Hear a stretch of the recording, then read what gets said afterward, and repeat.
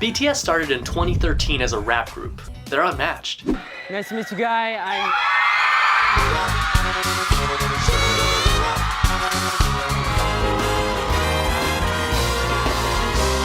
Their popularity is being compared to that of One Direction in their heyday.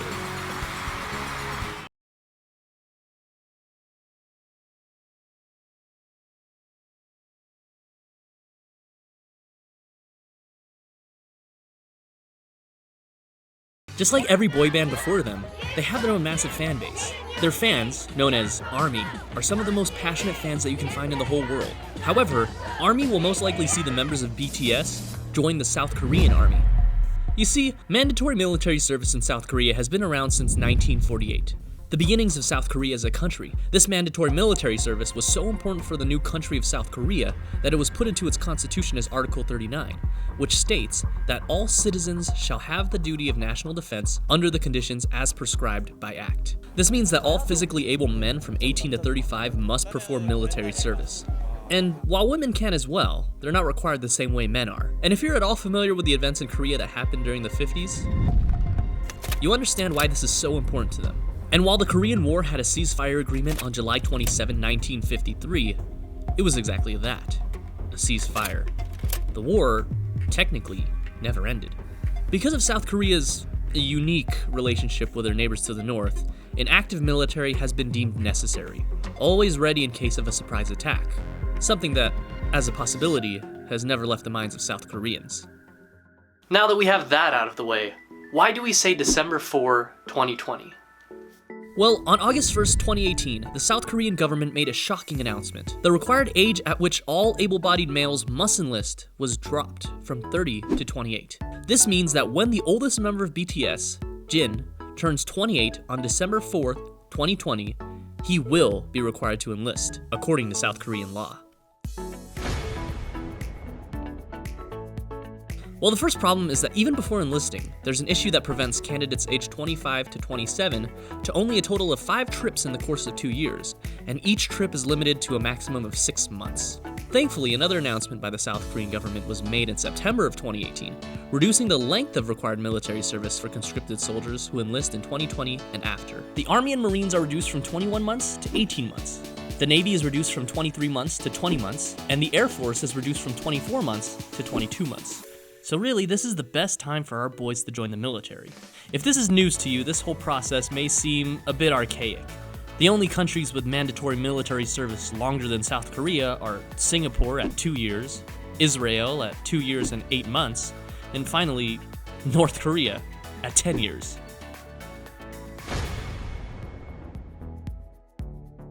Because of the constant tension between North and South Korea, we don't expect this law requiring mandatory service to be abolished anytime soon. There have been exemptions to military service, however, particularly when it comes to the athletics and the arts, such as Seung-min, a football player for Tottenham Hotspurs, and world-famous pianist Seok-Jin. In fact, despite its strict policies on mandatory military service, the South Korean government has introduced a staggering amount of exemptions for athletes.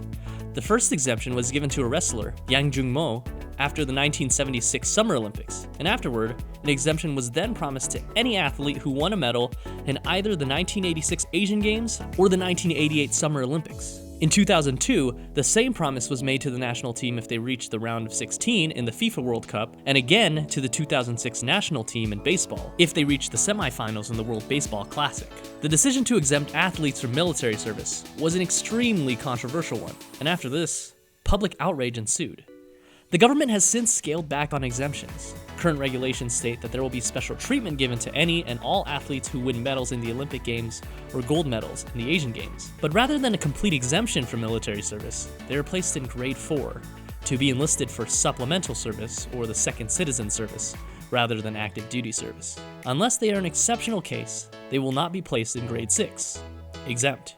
While grade 4 is better than active military service, they still have to do 4 weeks of basic military training and attend a few days of annual military training for the next few years. Aside from that, they're pretty much free to continue their own sports careers until their service is over. While complete exemptions have been scaled back, we have seen a few in recent years, including 2008 Olympic gold medalist badminton player Lee Young-dae, 2011 swimming world champion Park Tae-won, a 2014 Asian Games gold medalist tennis player, Chung-hyun, and of course, Sun Heung-min, a 2018 Asian Games gold medalist football player, just to name a few. While the exemption is controversial, a strong argument can be made that, when it comes to sports, 2 or more years of military service during that person's prime could be detrimental to their career and even end it prematurely. I mean, countless news articles documented Sun Heung-min's career hanging in the balance when the Asian Games were coming to an end. And look how happy he was when he did win, not just because he won the Asian Games, but also because he didn't have to risk losing his entire career. The same thing, however, cannot be said about K-pop stars. While violinists, pianists, and ballet performers have received an exemption for military service in the past, it has never been the case with actors, directors, and yes, K-pop stars.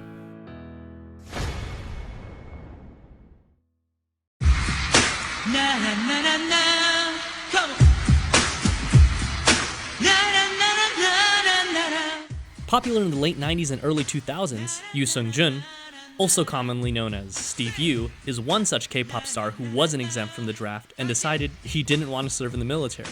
Starting his career in 1997, Yu was the face of the K-pop industry, before there really was much of an industry. He won countless music awards and consistently topped the Korean charts. But in 2002, right before he was supposed to enlist for mandatory service, he emigrated to the United States and became a naturalized American citizen. Little did he know that this decision would completely end his music career in Korea. The government considered this an act of treason, deported him, and banned him from ever entering Korea again. Immediately after, Yu applied for a Korean visa at the Los Angeles South Korean consulate, which was promptly denied. In 2015, he appealed to the Korean court to reverse the decision to deny his visa, appearing on video, pleading on his hands and knees, saying that he'll do whatever it takes to be accepted back into Korea, but he was denied once again. He tried to appeal it a final time in 2017, but after a court hearing, he was denied once more, and he is no longer allowed to appeal his entry ban.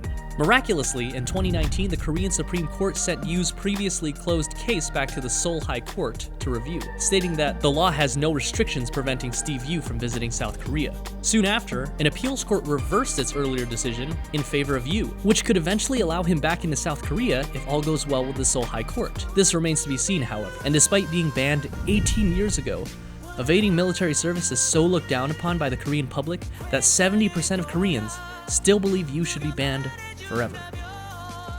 Perhaps the most high-profile Korean celebrities to have served in the military so far have been G-Dragon and the rest of Big Bang. They played it smart, and nearly all of them chose to enlist in 2018, with the exception of T.O.P., who enlisted in 2017. This resulted in the band returning nearly all at the same time in 2019, only a few months apart from each other. So what can be done in BTS's case? Here are 5 possible options that I've listed from option A to option E.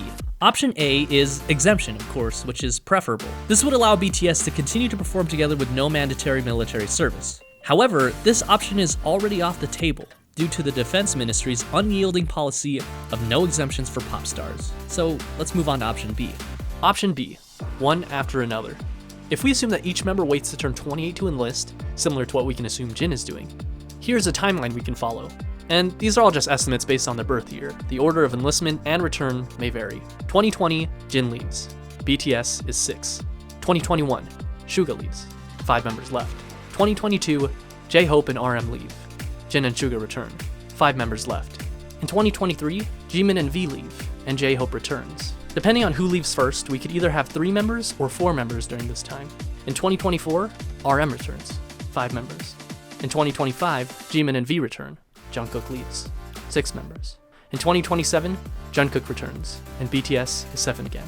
There are several strange things that will happen to the group if they choose to enlist one after another. First off, for some of 2022, until Suga returns, they won't even have a rapper, with the remaining members being Jin, Jimin, V, and Jungkook. In 2023, there's a chance that BTS will only have 3 members, with Jin, Suga, and Jungkook. And finally, there may be a chance we see an OT7 reunion for about 3 brief months from June to September of 2025, right before Jungkook leaves. But after that, there'll only be 6 until 2027. That's 7 whole years from now. Option C is what I'll call the Big Bang maneuver. They all enlist together at nearly the same time. This will require the entire group going on a 2-year hiatus and returning again all at the same time. It was possible for Big Bang considering that all 4 members were born within 3 years of each other, but with BTS having 7 members that have an age range of 6 years, it just seems a lot to ask considering that the youngest member, Jungkook, will only be 23 by the time Jin needs to enlist. That's practically the prime for idols. Again, it's possible, but not really probable. Option D is what I will call the Fentone solution, posted by Quora user Daniel Fentone while doing research for this video. He suggests that the enlistment can be staggered and done in 2 to 3 staggered groups, with the groups having at least 1 rapper and 1 vocalist, 1 English speaker, and 1 golden. This ensures that there will always be a group ready for concerts and promotions, as well as a comeback by 2023. Now, option E is, are you ready? Wait until the draft is abolished or Korea is reunified. Now, for either of those, don't hold your breath. But it is possible. No matter what option BTS chooses, Jin says he's ready to serve, as is the sacred duty of every South Korean citizen. 만약에 결정되더라도 정말 좋은 모습을 보여드리기 위해 노력하고 있습니다. Now, what do you think they'll do? What do you think the future holds for BTS? If there's a suggestion that hasn't been discussed in the video, let me know in the comments. As always, thank you so much for watching. If you liked the video, hit the thumbs up, smash the subscribe button, and keep yourself posted for the next one. And remember, a day may come when we lose, but it is not today. Today, we fight.